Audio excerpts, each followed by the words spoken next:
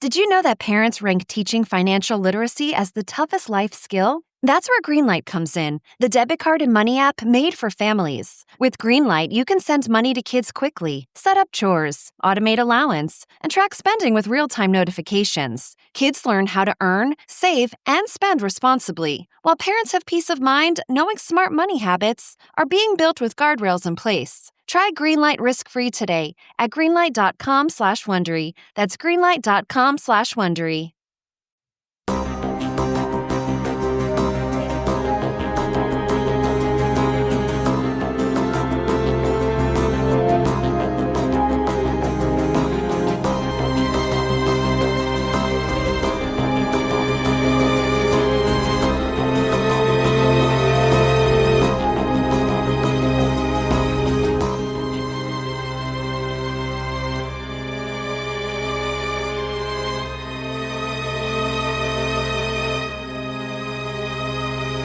Hello, everyone, and welcome to episode 455 of the True Crime All the Time podcast. I'm Mike Ferguson, and with me, as always, is my partner in true crime, Mike Gibson. Gibby, how are you? Hey, I'm doing good. How about you? I'm doing great. That's awesome. We just had some of our favorite pizza. Yes, we did. And then recorded our weekly Patreon. Which is always fun. Mini-sode, yeah, always fun. And now we're on to recording TCAT. Which is one of our favorite things to do in the world. It's like the highlight, right? It's like the culmination of all the work that goes before it. Yeah. This is the fun part. It absolutely is. Where we record. But before we get into it, let's go ahead and give our Patreon shout outs. We had Cassie Lowe Hunter. Hey, Cassie. Missy McClellan. What's going on, McClellan? Kimberly Gibson. Oh, Gibson. Chris Basham. Hey, Basham. Marguerite Puente McGowan. Hey, Marguerite. Danielle Anderson. What's going on, Danielle? Bethany M. Oh, good old Bethany. And last but not least, Kevin Clark. There is the Clark man. And then if we go back into the vault, this week we selected Katie Dawson. Katie Dawson. There's a name I haven't heard in a while. Yeah, so we appreciate the new support, the continued support. We always do. We also have a brand new episode out right now on True Crime All the Time Unsolved, where we're talking about 18-year-old Megan Trussell. And this is a very recent case, just this year. She walked out of her college dorm at UC Boulder in early 2025. And then days later, her body was found in a ravine off campus. Yeah. And this is one of those cases, we've had some other ones on Unsolved where, officials are looking at it as a suicide, but the family doesn't agree. And they're actually doing their own investigation. Hey, real quick, if you haven't seen, I'm back on social media. Yeah. So if you want to reach out to me, True Crime Gibby on whatever your favorite social media platform. Yeah, you'll find me. A lot of people are loving it because you did take a break there. I did, yeah. And people are happy you're back. So give me a shout or whatever you call it. A shout, a tweet, an X, I don't know. One of those things. A Facebook. Yeah. All right, buddy. You ready to get into this episode of True Crime All the Time? I am. Tiffany Boyer went missing in August 2015 after she accused a well-known Albuquerque local called Machete Bob of rape. Machete Bob. It's kind of a ominous nickname. Do you really want to be known as Machete Bob around town? Well, it depends on what you're going for. If you're going for, hey, don't mess with me, I'm not the guy that, you want to try, maybe you do like Machete Bob. Do you think he gets you to the front of the line, like at the restaurants and things? Like, hey, I am Machete Bob. I don't know. It could. But then Gibbs, he disappeared shortly before Tiffany did. So investigators were tasked with figuring out the link between the two missing persons cases. So we have a real mystery right here, a couple of mysteries that we're going to unravel. Tiffany Boyer was born on Christmas Day, 1985, to parents Teresa and Blair Boyer. I always feel bad for the people born on like the day before Christmas, Christmas Day, the day after, because really about a week plus or minus, right? Because you're not going to get as much. Exactly. Your gifts are going to be like a combo gift. Like, hey, honey, here's your birthday / Christmas present. See, mine's at the end of June, which is very well spaced. Yeah, you don't have to worry about being shorted any presents. No. At the age of 5, one of Tiffany's brothers threw a rock at her, which fractured her skull. She needed brain surgery and experienced long-term health issues because of the accident. Tiffany had her first seizure at age 12. And, that is so horrible. I'm sure her brother didn't mean for that to happen, right? Kids, brothers and sisters, you have 2 brothers. Yeah. There's a lot of rough play. We used to throw walnuts at each other and shoot BB guns at each other. So, Yeah. So, but nobody expects for some life-altering, accident to occur. Friends and family described Tiffany as someone with a positive outlook on life. She was fearless and liked trying new things. She was also a people pleaser who wanted to help others. Now, I don't know if I would describe you as fearless and really into trying a lot of new things, but I would call you a people pleaser. I am a people pleaser. Yeah. You don't like a lot of strife or confrontation in your life. You like things to be smooth. I try to avoid it at all, if I can, but if I can't, then I'll. Well, it's not that you won't step up if it happens. Yeah. You just try to not let it happen. I like to be mellow. At age 22, Tiffany was a devoted single mom to 2 kids. Her father recalled how she naturally took on the role of being a mother. Tiffany's mother took primary custody of the children when she started having more seizures. Tiffany understood that this was best for everyone's safety. And that would be very tough. You're a single mom, 2 kids, you love them, but you're having these seizures, which could be very, very dangerous, not only to you, but to your kids as well. Oh, absolutely. Tiffany had more freedom. Without full-time custody, she started spending more time at biker bars in the Albuquerque area and befriended then 34-year-old Shauna Cannon. Shauna was a person known for doing whatever it took to get what she wanted. Some people called her ruthless. She seemed to like this reputation because it gave her more influence in social settings. I'm sure it did. Kind of like the Machete Bob thing. Yeah. Probably. Shauna was close with then 21-year-old Stephanie Stepp. Stephanie ran away from home at the age of 14 and moved in with a man in a biker gang who introduced her to the party scene. Stephanie also had a reputation. If she received word that one of her friends had been wronged in some way, she offered to take care of it by fighting. You know somebody like that? Like that's their first thing. Like, what? What happened? I'm going to go take care of it right now. No, I don't think I do. I know you and I are not like that. Yeah. Now, if the fight comes to us, we're fine with that. Well, sure. Yeah. Well, maybe I'm not as much the older I get, but certainly when I was younger, I didn't shy away from a fight. But no, I don't know that I know anyone who is like hears it and is out the door to defend somebody else or to take care of it. But I think what we're getting here, right, is kind of a picture of, a rough and tumble crowd. Tiffany became part of this friend group. It was clear to everyone that Shauna and Stephanie were the leaders. Tiffany considered Shauna a friend. She wanted to fit in with everyone and get them to like her. Well, isn't that normal for a lot of people? Yeah, especially if you're what people have said about her, you're right, a people pleaser. You want to get along. You want people to like you. You want to fit in. In May 2011, Tiffany started dating Jake Seal, who she met at a party. Around this time, there was tension among the friend group because Shauna and Stephanie and others in the friend group were bothered by the fact that Tiffany enjoyed receiving attention.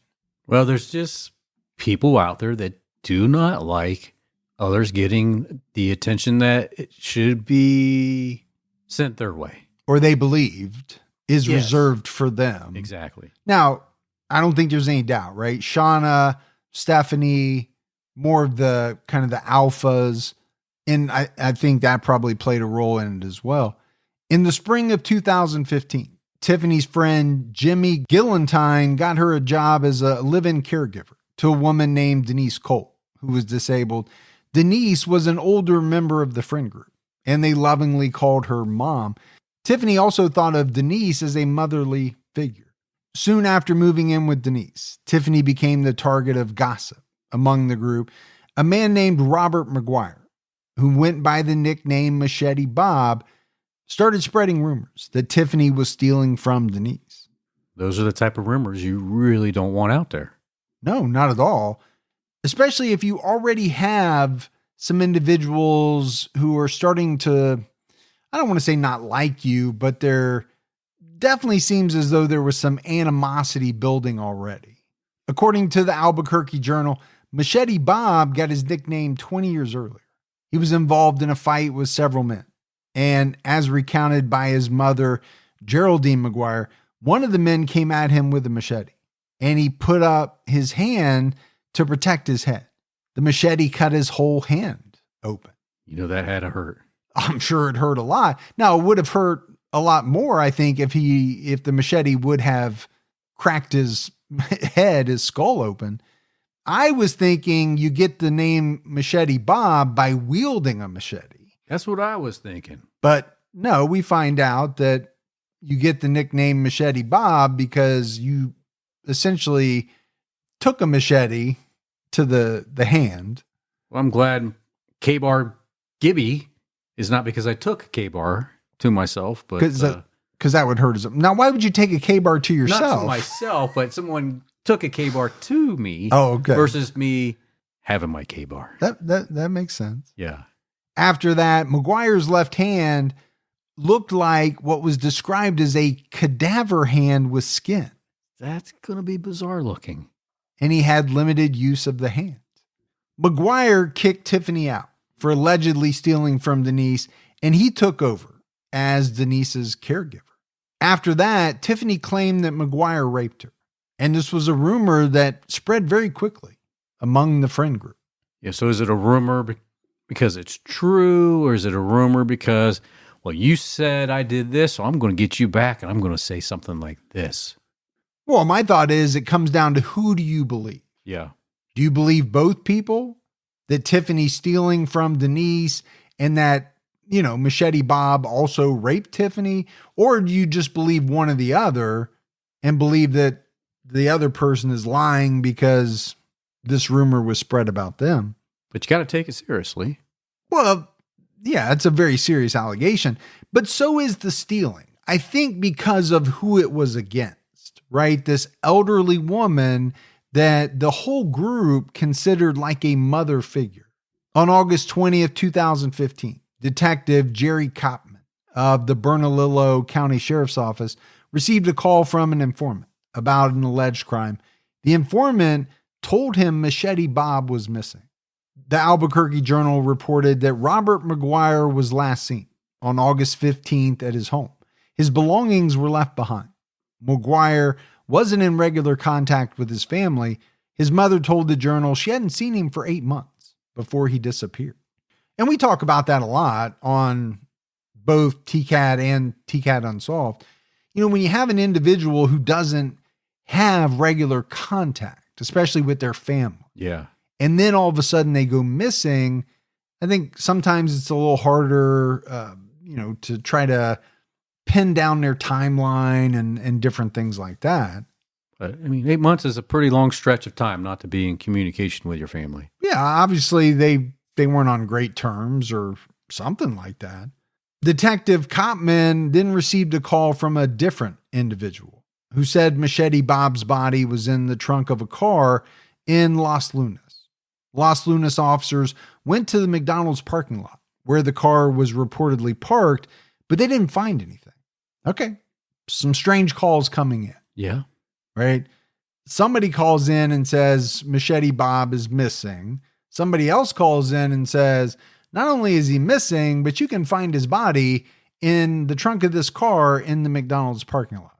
Now, I don't know how that goes over with your filet of fish and medium fry and Coke, but thinking not well. After you find out that there was potentially a dead body in the trunk, for some, it might be off-putting. For others, it might not affect their appetite at all. I think if it was the McRib, you would still keep eating. Oh, I'm still eating the McRib. Yeah. No doubt. But I'm assuming most people have already had their meal by the time they hear of this report, the police visited the home of Denise Cole, where McGuire had been living. Denise repeated the claim that McGuire's body was found in a trunk in Los Lunas. She also mentioned that McGuire got Tiffany Boyer out of her house because she was stealing. Denise claimed Tiffany stole over $20,000 from her. Denise mentioned the rape allegation and expressed her belief that Tiffany convinced a man to retaliate against Bob. So not looking good for Tiffany. No, I mean, I think when it comes to what we were talking about earlier, which is who do you believe?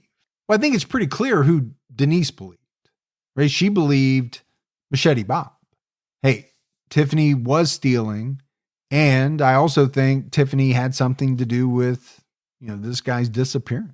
The police tried to locate Tiffany, but they couldn't find her. Detective Jerry Copman then got a tip instructing him to talk to Shauna Cannon if he wanted to solve Machete Bob's disappearance. Shauna told Detective Copman she believed something happened to McGuire, and she and her friends could figure it out. She suspected that McGuire was killed because Tiffany said he raped her. She believed Tiffany had McGuire set up. She claimed she didn't know where Tiffany was, but assumed she was laying low to avoid the police. At the end of August 2015, Tiffany's mother reported her missing. She told the police it was unusual for her daughter to go so long with no contact. The longest Tiffany had ever gone without seeing her kids was a week, and it was now past that. So we got a few mysteries going on. And we have a lot of mysterious people kind of in the mix. On September 7th, the police were able to locate and speak to Tiffany's boyfriend, Jake Seal. One officer recalled that he seemed reluctant to talk, almost as if he was fighting an internal battle. He wanted to help find Tiffany, but he also seemed worried about his safety. Shopify helps you sell at every stage of your business. Like that, let's put it online and see what happens stage. And the site is live. That we opened a store and need a fast checkout stage. Thanks. You're all set. That count it up and ship it around the globe stage. This one's going to Thailand. And that, wait, did we just hit 1 million orders stage? Whatever your stage, businesses that grow with Shopify. Sign up for your $1 a month trial at shopify.com/listen. Why does every recipe I try need 18 ingredients, including a jar of something paste I'll never use again, but will sit in my fridge for 9 months? I just want dinner in the oven, fast. That's why I love Blue Apron's new one-pan assemble and bake meals. They send you fresh ingredients that are already chopped. All you do is put it all together and bake. That's it. No chopping, no weird leftovers, just delicious, easy-to-make meals. Get 20% off your first 2 orders with code APRON20. Terms and conditions apply. Visit blueapron.com/terms for more. Jake shared that on August 19th, he was at a friend's house when Tiffany showed up unexpectedly in someone else's car. He said he could tell something was wrong based on how she was acting. Jake decided to get in the car so he could attempt to calm the situation. According to a criminal complaint, during this interview, he wouldn't say who was driving or where exactly they were taken. They went to a house and he and Tiffany sat in the living room. The people present made comments and called Tiffany names. They were trying to get information from Tiffany about Machete Bob. They believed her rape allegation led to his disappearance and that he was murdered. Jake said he saw one woman physically assault Tiffany. 2 people present put a plastic drop cloth on the floor and lined the windows with cardboard. All right, you want to talk about soiling your jockeys? I mean, that's the moment that it would most likely happen. I mean, that's a scene out of Dexter. That is. I mean, we're putting up drop cloths. We're sealing up the windows so nobody can see in. Something bad, really bad, is about to happen. Then they bound Jake's hands with zip ties and put him and Tiffany, who was bound and gagged, in a closet. Eventually, someone took Tiffany from the closet. He remained inside and the door was nailed shut. According to the criminal complaint, Jake heard sounds that led him to believe Miss Boyer was being thrown against the walls and being severely beaten. Jake said in a later interview for the show Mean Girl Murders, "It took me a little over a year to be able to close my eyes and not hear her scream." It's pretty rough. Yeah, very rough. I mean, you're in the closet with, some soiled BVDs, and then you're hearing this happening to someone you really care about. Yeah. I can't imagine what that was like.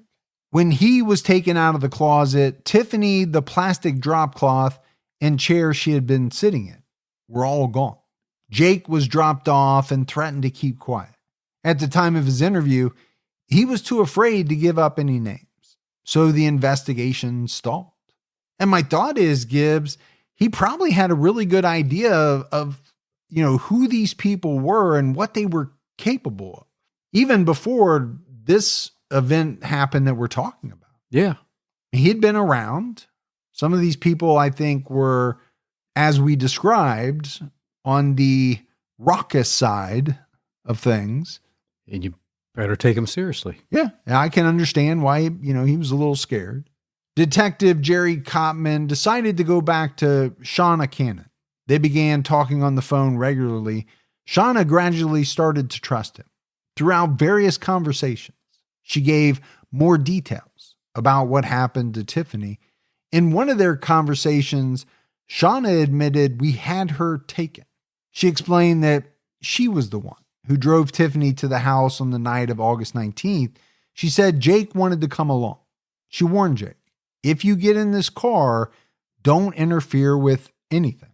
What do you do with that? That's kind of ominous. Yeah, I mean, if you're Jake, it's very ominous. I'm sure he had no idea what was about to happen, but he couldn't have thought it was going to be good by this point. According to Detective Kopman, Shauna was portraying herself as just wanting to find Machete Bob, and that was the best way to do it. Okay, I get that, but is she not also implicating herself a great deal in whatever happened to Tiffany? I mean, she said we had her taken. Yeah, I mean, she puts herself right in the lineup. She went on to say that she took Tiffany and Jake to Rob Rose's house. Rob Rose was part of their friend group and hosted gatherings at his house. Shauna said in her phone call with Kopman, I didn't want to go off on her yet because I didn't have anybody else there with me, because I knew I wanted her to take me to where Bob was, and I can't drive and control her at the same time if she decided to get crazy. It's strange what she's telling this detective. Well, clearly he's done his job, right? She is now trusting him. And she's talking a lot. Yeah. And I'm sure that wasn't easy to do, to gain that type of trust. Shauna made some phone calls, including one to Stephanie Stepp. She also called William Paul Alexander, a.k.a. Uncle Paul. Paul Alexander was 56 years old at the time. He was known as a violent individual. Shauna was asked if Alexander ended up going to the house. Shauna replied, not that I know of. He wasn't there when I was there. She admitted that she heard rumors Alexander had gone to the house, but she left after Stephanie Stepp arrived. So basically, she's calling people for backup is what it sounds like. Right. Because she's worried things are going to get out of control. But why would they get out of control? Because she's basically admitting that they kind of kidnapped this girl. Kopman said in his interview for the show Mean Girl Murders, Shauna liked talking to me. What I learned about her is she justifies everything, and she truly thought she was a good person. And she ended up telling me certain details that she just should not have told me. I'm not going to solve this case if Shauna doesn't open her mouth. And she opened it quite a bit. And that's kind of the feeling that I got. I mean, she is really saying some things that are not only detrimental to her and her freedom, but to some other people as well. But she's willing to say all this because, one, she trusts him, but also she doesn't really feel like she did anything wrong, right? Yeah, I mean, I think what he's saying is essentially in her mind, she felt as though the ends justified the means because she was trying to get to the bottom of what happened to Machete Bob. Yeah. And so, anything goes and it's okay. Whatever I do, as long as I'm doing it for that purpose. Yeah. On September 10th, police conducted a search of Rob Rose's house. He was arrested because he was a convicted felon and admitted to having a gun on him. Investigators found a closet door with screw holes, which corroborated Jake Seal's story. They also found blood droplets on the walls. Now, during his interview, Rob Rose claimed that his quote unquote weird roommate put the holes in the closet door. Police didn't believe anything he said in his interview. Oh, that was my weird roommate. He did that. He did a lot of weird stuff. Well, it has to be explained somehow, right? Because, Sure. Jake is telling this story of what happened to him and Tiffany, and this detail of not only being put in the closet, but then having the closet door screwed shut. And then they get to the house and there's, screw holes in the door. Yeah, the story's lining up. You gotta explain that. That was just my weird roommate. Detective Cotman received a tip regarding Stephanie Stepp's whereabouts. He found her and questioned her. Stephanie was already familiar with Cotman, which meant she was more willing to talk. Cotman told Stephanie they were looking into Tiffany's disappearance. She said about Tiffany, she's a dumb, lying girl. She always gets herself in trouble. You know what I mean? Not holding back, is she? No, but she doesn't stop there. Stephanie said Shauna called her and told her Stephanie was going to be at Rob Rose's house and they wanted her there. So she went over. Stephanie admitted, here's the thing. In their eyes, I was there to slap her around. I'm just going to be honest. I've been known to beat up girls, and I got into that kind of thing because I'm really tired of guys hitting the girls. And I walked up to her and I hit her. You know what I mean? And I hit her a few times, Very open. Too open. Yeah. I mean, obviously, in this situation, it's good because maybe they don't solve the crime without these people opening their mouths. But You just wonder why these two women, girls, are telling this detective these very incriminating details. But she is showing how she is ruthless. But break down that statement. I'm really tired of guys hitting girls. So I decided to do it. Yeah. I stepped up to be the one to do it. Stephanie described the assault and bragged, I beat that bitch's ass. So she enjoyed it. Well, she was bragging about it. So yeah, I think that's a pretty safe assumption to make. But you know what you don't want to tell a detective who's investigating a missing persons case is I beat that bitch's ass. Yeah, it's not a good thing to say. She claimed none of the men hit Tiffany while she was at the house. Stephanie continued by saying, literally after I beat her up, Tiffany was like sitting in the chair and I told her to clean up her face because she was bleeding, obviously. And like everybody was fine. Everybody left as far as I know. Like that's where it ended. I had to leave. Stephanie believed Tiffany was still alive, adding, if she was killed, I wasn't there. Well, would you say if she was killed, I was there? Because then that's going to make you accomplice. Yeah. So maybe that's why she admitted to beating her, because she's going to say, I did do that part, but I wasn't there if and when she was killed. Cotman let Stephanie go because he knew he would need her cooperation down the line. Police continued looking for Tiffany, but they were losing hope that she was still alive. Detective Cotman went to re-interview Shauna Cannon. In early October 2015, she admitted that she had talked to Stephanie, who confessed that she tried to strangle Tiffany to death, but didn't do it. Shauna brought up a hammer, but told the police they'd have to figure out who used it. Okay. Either, I'm telling you what, this is like a scene out of that Liar Liar movie with Jim Carrey. Yeah. Where they just either they can't lie, they're forced to tell the truth.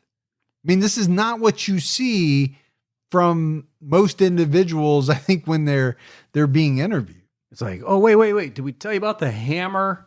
There was a hammer, but that's where we're going to draw the line. We're not going to tell you who had the hammer in their hand. And who used it. Yeah. You're going to have to figure that part out. Cotman re-interviewed Stephanie the next day. He told her he had new information and he wanted to know about the hammer. Stephanie said, well, the boys took care of all that. She acknowledged trying to strangle Tiffany, but she couldn't do it, and the men were angry. She said that at one point, Rob Rose asked Tiffany why she wouldn't just die. But it was William Alexander, who hit Tiffany with the hammer. Tiffany died from one blow to the head. I mean, this detective Copman is just getting like a treasure trove of information. Oh, I'm thinking he's smiling inside. Like, I can't believe all this information I'm receiving right now. That these people are giving all this up. Yeah. And it's like he gets something from someone and then is able to go back to another person, relay that information, draw out even more information, go to the next person. Afterwards, according to Stephanie, they rolled Tiffany up in a rug. They put her in Rob Rose's car. From there, Paul and Rob drove off with the body. They came back several hours later, and Rose told Stephanie that Tiffany's body was now coyote food. When Jake was let out of the closet, he feared for his life and agreed not to tell anyone. I'm sure he was so scared. There's no way he wanted to tell anybody anything. Well, I mean, would you not have said anything you thought you had to say to get out of that house alive? Well, that's true too. Yeah. Whatever you thought those people wanted to hear, that's what you're going to say. No doubt this was a significant development in the case, but without a body or manner of death confirmed, police couldn't arrest anyone yet. It was essential that investigators get Rob Rose on their side. They offered him immunity in exchange for leading them to Tiffany's body. And this is, pretty interesting, something that we talk about quite a bit, right? Who gets immunity? Who's going to turn on who? And the fact that it's often very hard for the authorities to press forward without the body. And obviously they must have felt that way because they were willing to offer someone immunity in exchange for the location of Tiffany's body. And with a deal like that, I think you have to accept it. Yeah, if you were involved and you could potentially be facing murder charges and someone says, hey, tell us where the body is and we'll give you immunity. I don't think you could sign that fast enough. Exactly. According to the Albuquerque Journal, in early October, a landowner in southern Torrance County reported finding a garbage bag stuffed with blood-stained items, including clothing, a plastic sheet, latex gloves, a cell phone, and towels. On November 20th, 2015, police found Tiffany's remains a mile and a half from where the trash bag was found. Her remains were so decomposed that a forensic anthropologist spent 6 months determining her cause of death. 6 months. It's a long time. I do want to go back to this bag, right? We talk a lot about people, stumbling upon something. Sometimes it's a dead body. Now we're talking about a garbage bag, right? You open it up. I think pretty quickly opening a garbage bag and finding that stuff, it goes along with something not right, right? There's blood-stained items, plastic sheeting, a cell phone, towels that are probably bloody, probably making a phone call to the police very, very quickly. On May 26, 2016, a forensic anthropologist determined Tiffany died of blunt force injuries of the head, and the manner of death was homicide. On June 1st of that year, the police arrested Shauna Cannon, Stephanie Stepp, William Paul Alexander, and 30-year-old Joshua Taramasco. They were charged with open murder, conspiracy, robbery, kidnapping, and other crimes.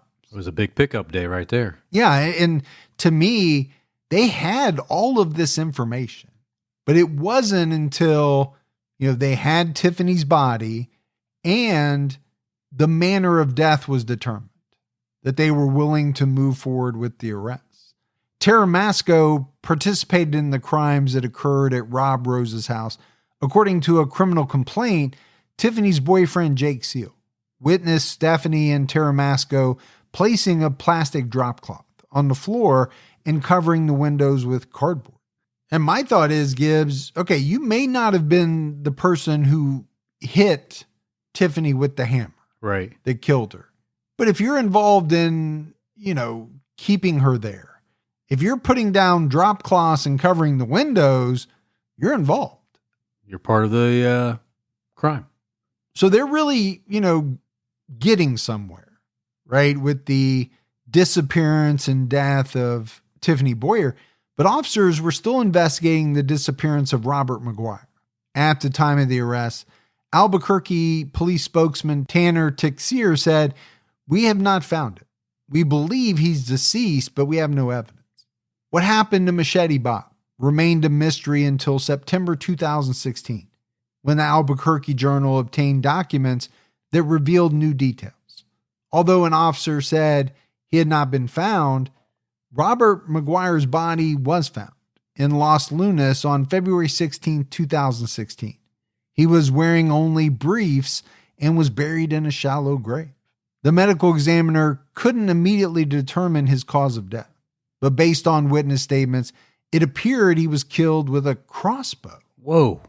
I don't know how many cases we've done where someone has been killed with a crossbow. Pretty rare. I think so. I mean, I know people use crossbows for hunting. I know Daryl Dixon is deadly with a crossbow in The Walking Dead. Well, that's true. But I don't know how many people are killed with crossbows on a daily, weekly, monthly basis, on purpose at least. I mean, if you think about it, it's actually a pretty good weapon. And the reason for that is? It's got a lot of power behind it. As opposed to what? A 357? Or a 44 Magnum? Yeah, I wouldn't want to take that battle. Now, maybe you have some advantages on not leaving ballistics behind or, some things like that, but It's going to be a little quieter. It's definitely going to be quieter. During the investigation, police learned that Tiffany Boyer was angry at McGuire, so she told another man he raped her. Later, a witness pointed to that man as a potential suspect in McGuire's death. The police noted that there was no proof McGuire raped Tiffany, but the man told others he was angry about the rape allegations. He told Tiffany he was sick of people in this town treating women like that and not to worry, he would take care of Robert. I'll take care of that, Robert. In August 2015, a witness told the police that she was in her trailer. When she heard McGuire scream as if he were being hurt, she saw a man and a woman in the living room and saw the man set a crossbow down next to the door. The man went into McGuire's bedroom and then came back into the living room carrying a bloody arrow. When the witness asked the woman if McGuire was dead, she said, probably. Well, bloody arrow, probably not a good sign. No, I'm wondering, okay, why is this woman able to see into the trailer? I mean, what do you got? The door open? You leave all the windows wide open while you're shooting somebody with a crossbow? I don't think we're talking about Mensa level criminals here in this case. And either of them. Yeah, they seem kind of dumb. Yeah, and I don't know if it, has to do with IQ or is it that just, people are in such a rage that they're doing things without thinking about what's going on around them, who could potentially be watching. The witness saw the woman stuffing a blanket and bedding from McGuire's room into a plastic garbage bag. She saw them wipe down the front door of the trailer and leave, but she didn't see McGuire's body. And she said she never saw him again. But she did see quite a bit. I wonder if she was nervous. I hope they don't see me here. I hope that arrow doesn't come this way. Well, that's a great point, because if you think about witnessing a murder or what you believe to be a murder, the last thing in the world you would want is for these people to realize that you saw them. When arrests were made in Tiffany's case, the APD claimed McGuire was still missing. A spokesman said this was because revealing the body had been found would have drastically affected this case. The spokesman also said no one had been charged in McGuire's death because the witness's account was not enough probable cause. I don't know. Seems like quite a bit of probable cause to me. Yeah, I think they got some pretty good information there. Based on what this person saw. Now, maybe they said this person wasn't credible or, I don't know. Maybe the person couldn't ID the individuals. There had to have been something to it. In June 2017, 5 inmates, including Joshua Taramasco, were charged with conspiracy bringing contraband into jail, and identity theft. Back in February, a mail clerk spotted a letter addressed to Joshua that didn't look right. It had his attorney's address on it, but when deputies opened it, they found forged legal documents and several articles on subjects such as how to deal with your crazy boss, divorce, and how people actually fought with swords. Detectives thought this was odd and irrelevant to a criminal case. Hidden throughout the pages were 27 strips of Suboxone, a drug used to treat opiate addiction. Investigators learned that Taramasco worked with 4 friends to smuggle Suboxone into jail so he could sell it to other inmates. And you always wonder how people are getting so many drugs into these jails. Besides keystering it? Yeah, I know there's a lot of keystring that goes on, but here we got some Hannibal Lecter tooth fairy type stuff here, right? There's stuff hidden in the letters. Yeah. On August 1st, 2017, Stephanie Stepp pleaded guilty to second-degree murder, conspiracy to commit first-degree murder, and kidnapping. Under the terms of her plea agreement, she would be sentenced to 24 years in prison and agree to give statements. She would not be sentenced until the other cases were resolved. So she's getting a plea agreement. I mean, it's not a great deal, but it's not a bad deal for somebody to tell the detective about everything. Well, I mean, second-degree murder, conspiracy to commit first-degree murder, kidnapping, those are going to be lengthy sentences. So, maybe 24 years in prison is a good deal. Further details about the Machete Bob case were revealed with the conviction and sentencing of a man named Adrian Apodaca. I mean, we have a lot of people, Gibbs, involved in these cases. Apodaca was the main suspect in the Machete Bob case.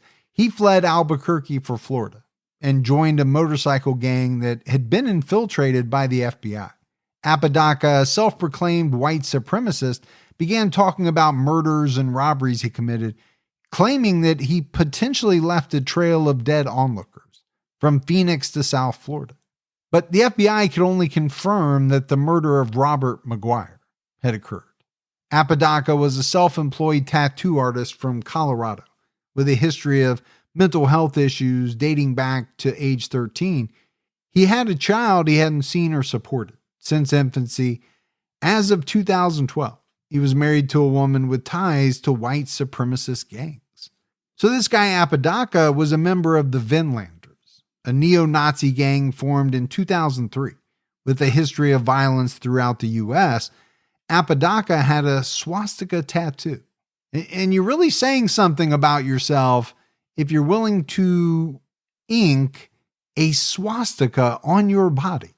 Yeah, it's a statement, I guess. I like the glorious bastard process better. Or the inglorious bastards. Yeah, they would carve them in with a knife, right? On their foreheads. I get it. People are into all kinds of stuff. This neo-Nazi thing, I don't understand it, but I also especially don't understand putting a swastika tattoo on yourself. Now, these are not the type of people who are trying to, interview for jobs.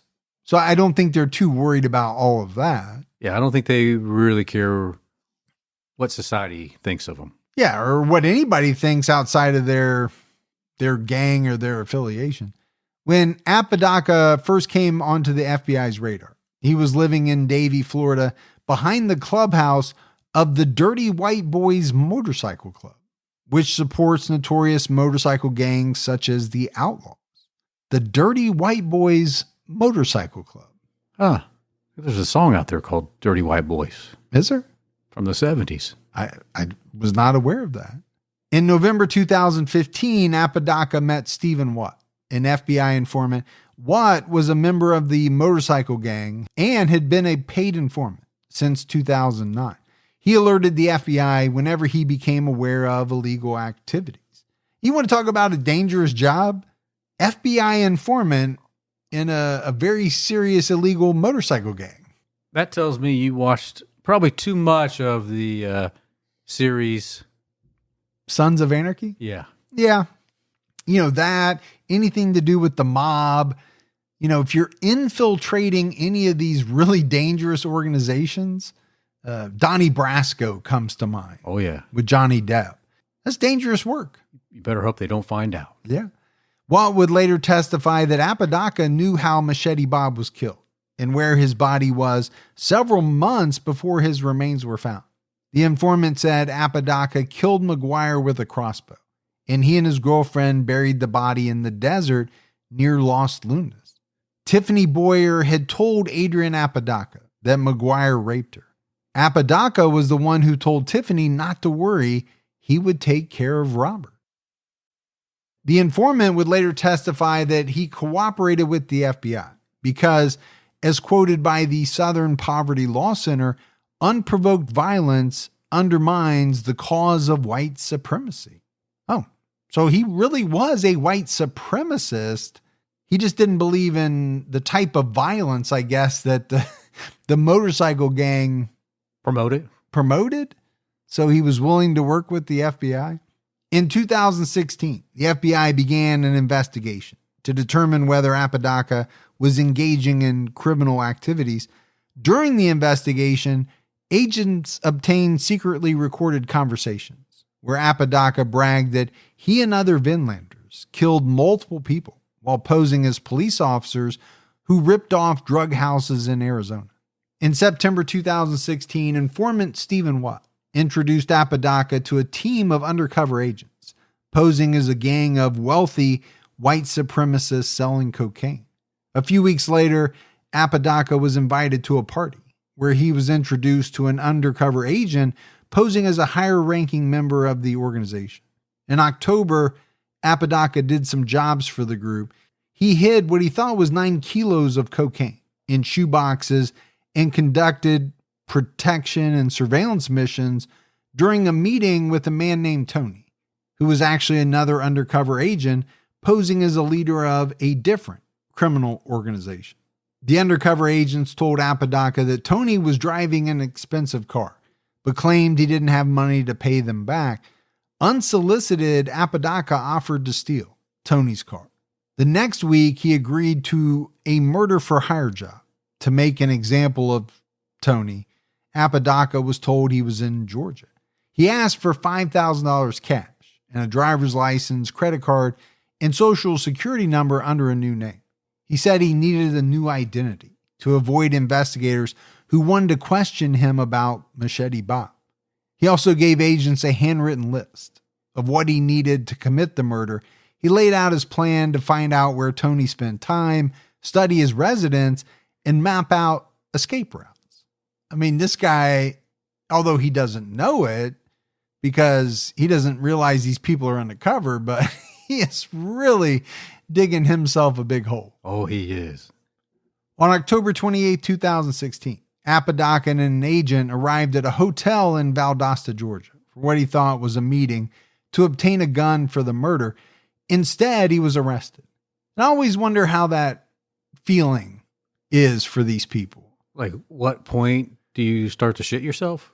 Well, I think it's when they reveal who they really are. The handcuffs come out, the guns come out. Yeah, you might defecate on yourself at that point. But I just wonder what the feeling is, as though, you're this big bad motorcycle gang member. Yeah. And you're going through all these machinations about, okay, I'm going to kill this guy. I'm going to do this. We're laying out the whole plan. And then all of a sudden you realize that these people that you've been talking to are the FBI. They're undercover FBI agents. Do you feel like incredibly dumb at that point, or just, oh, well, they got me? I think you have to feel somewhat stupid. Duped. I mean, I'm sure there's a number of words for it. On August 29, 2017, Apodaca was convicted of using interstate facilities in the commission of a murder for hire, possession of a firearm during a violent or drug trafficking crime, robbery, and being a felon in possession of ammunition. Apodaca's attorney argued the FBI created an elaborate sting operation And in order to make it a federal crime, they decided that the target was going to be up in Georgia. They got him a car and they spent 7 hours driving him across the state of Florida. And they might have done all that, but the guy still agreed to kill another human being for money. I mean, the police do sting operations all the time. They do. It doesn't mean you have to get in the car and agree to kill somebody for money. It wasn't like it was a lot of money either. $5,000? Yeah, I don't know for him, was it about the money or was it more about, getting this new identity because they thought authorities were going to come after him for the McGuire murder. Yeah. That could have been more of it than just the money. Stephen Watt was the main witness against Apodaca and testified about his tales of violence, including his role in Machete Bob's murder. Apodaca testified that these were just stories of bravado, calling them tall tales and legends. Well, what else are you going to say at that point? But on January 19, 2018, Adrian Apodaca was sentenced to 40 years in federal prison for the murder for hire plot. An Albuquerque PD spokesman told the Journal that the New Mexico case was submitted to the DA's office in 2017, but it had yet to go before a grand jury. So the murder of Robert McGuire, aka Machete Bob, is still officially unsolved. On January 18, 2018, William Paul Alexander was convicted of first-degree murder for the death of Tiffany Boyer. Stephanie Stepp and Joshua Taramasco testified at his trial. Taramasco and Shauna Cannon pleaded guilty to kidnapping and were awaiting sentencing. On February 12, 2018, Stephanie Stepp and Joshua Taramasco were sentenced. Taramasco received 8 years, and Stephanie received 24 years. Shauna Cannon was later sentenced to 6 years in prison and 3 years of probation. I mean, not hateful times for some of them. Yeah, and again, how much of those had to do with the fact that authorities needed some of these people to tell on others? We talked about it, right? Taramasco was not thought to have been involved in the killing, right? But he was definitely there. Sure. And, he put down the drop cloths. He helped, black out the windows. Participated at some level. Yeah, he definitely was a participant. You can say, okay, 8 years is kind of light. And then you can also say, well, he wasn't directly involved in the murder, but it's kind of hard to say that. Yeah. Directly, indirectly. I mean, you're involved. In an interview after the sentencing hearing, prosecutor Michael Frick said that when William Alexander arrived at the house on August 19, 2015, his presence changed the tenor of the whole thing. Alexander encouraged Stephanie Stepp to hurt and kill Tiffany. Stepp fractured Tiffany's face and attempted to strangle her before Alexander beat her to death with a hammer. Frick also said he believed Taramasco's testimony at trial helped secure a conviction. So I'm sure that had a lot to do with the fact that he only got 8 years. Taramasco's attorney said he had shown remorse for his role. I think that's a big piece too, right? I mean, you have to be remorseful, not faking it, but you really need to show that you're remorse. Genuine remorse is, very helpful. Tiffany's father, Blair Boyer, described his daughter as a loving person who had fallen in with the wrong crowd, saying per the Albuquerque Journal, she never had the chance to take a different path in her life. Because of the actions that were taken by these individuals, that opportunity, that chance for a better life was taken from her. And I'm sure that was rough for him to say. Yeah, because I think he recognized the fact that, well, she was doing some things she shouldn't have been doing, but, who's to say that she doesn't break from this crowd at some point and get her life back in order. On April 3rd, 2018, William Paul Alexander was sentenced to life plus 36 years. At the sentencing hearing, the court heard that he was a cheesecake baker who had plans to open a shop near the University of New Mexico.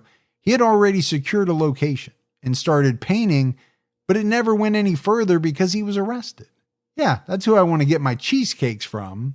A guy who kills women by hitting them with a hammer. Now, he might have made a hell of a cheesecake, but I'm not eating it. Yeah, I'm staying away from that. But Gibbs, he was going to call the cheesecake shop the Felony Cafe because it's a crime. It tastes so good. That seems like a strange name to use. I mean, I don't care how good it was. The Felony Cafe. I don't know if it's going to really drum up a lot of business. Well, I don't know. It was also said that he planned on employing people with a criminal record, which, okay, I get it. A good idea maybe to give some individuals a second chance. Do you pay with your credit card there, or do you just pay cash only? Maybe find a different cheesecake place. Yeah. I mean, I'm all about people, getting a second chance, right? Of course. Being rehabilitated. That's a good thing. At the sentencing hearing, Alexander's attorney, Leanne Kerr, argued that there was no DNA or fingerprint evidence linking him to the murder. Kerr said in court, he, by all accounts, baked wonderful cheesecakes. His idea was, let's get jobs for these folks. We'll call it the Felony Cafe. I'll hire people who have gotten out of custody who want to make their lives better. And, I can see that, being a good thing if these people really are, willing to turn their lives around. Sure, yeah. Given their second chance. But the fact that he was going to do this and the fact that he, by all accounts, baked wonderful cheesecakes, I'm not sure how that should factor into the sentencing guidelines. Now, it might factor in where you're placed once you get into the prison system. Yeah. Maybe they need a good cheesecake baker. But you can't be a good guy over here and be a bad guy over here. Well, you can be, but it shouldn't cancel it out. Yeah. Right? Just because you did some good things doesn't completely cancel out the bad thing that you did or the bad things you do. In his statement to the judge, Alexander said, I was trying to help people. I wasn't trying to hurt Tiffany. So I get what his attorney is trying to do, right? There's no DNA, there's no fingerprints. Basically, all you have are these people who said that my client was there and killed Tiffany with a hammer. But you have a lot of people. I mean, you do. You have a lot of people. Were they stand-up individuals? No, but that's a lot of people to point the finger at you. Prosecutor Sean Sullivan said he was shocked that Alexander refused to take responsibility, saying he's not a small business owner. He's a murderer. This isn't about cheesecake. It's about a life. And he took Tiffany Boyer's life. So, Gibbs, as we wrap this one up, it's a real doozy, right? You have this investigation into the murders of Tiffany Boyer and Machete Bob. Very complex cases that really, if you think about it, might have remained unsolved without some of these witnesses coming forward and making some of the statements that they did. And then obviously, once police got a little bit of information, it snowballed. They started confronting people. The group of friends turned on each other, almost immediately. And it was like each person started revealing more pieces of information that shed light on what really happened to Tiffany and who was responsible. But the one thing I really do want to talk about, because we haven't yet, is, Tiffany Boyer was a victim, right? She was murdered. Obviously, Machete Bob was a victim. But what role did Tiffany Boyer play in Machete Bob's death? Well, I guess it comes down to what you believe. Do you believe she told this guy that she was raped not knowing what he would do? Or did she tell this guy that she was raped knowing what he would do?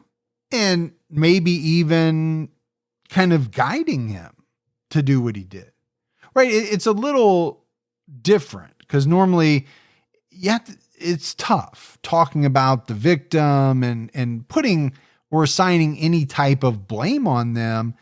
But there's a lot of unknowns here. Yeah. First of all, we don't know if she was raped. But if she did tell Adrian this, it could be, like you said, she didn't know what he would do. Or it could have been she knew exactly what he would do, and that's what she wanted to happen. But we'll never know. No, I don't know that we will ever know that part of it. It's just such a strange case because you have two people killed, but they're interconnected. Yeah. Yeah. They're connected to each other because obviously then Tiffany is killed because all of these people believe that it was her actions that led to Machete Bob's death. Yeah. Or they're trying to figure out what happened to him, where he is, and she was killed during that process. Just a vicious cycle. But that's it for our episode on Tiffany Boyer. We got a voicemail, Gibbs. You want to check that out? Let's hear it. Hi, guys. This is Sarah from Delaware. I've been a long-time listener, but I got a little behind. I'm currently listening to the Timothy John Cook episode, and I will say Gibby has always been my favorite, but not knowing Edgar Allan Poe's actual name might make my little goth heart have to switch teams. I think that should be more than enough. I think this is cruel, man. No, if we base it all on what Gibby knows or doesn't know, it's going to be rough. It's a sad day right now. What can you do, man? When you lose somebody that was Team Gibby. No, she's just thinking about it. Oh. She hasn't made the decision yet. So there's still a chance. So you're telling me there's a chance. That's right. You're telling me there's a chance that I can keep you. All right, buddy. That is it for another episode of True Crime All the Time. So for Mike and Gibby, stay safe and keep your own time ticking.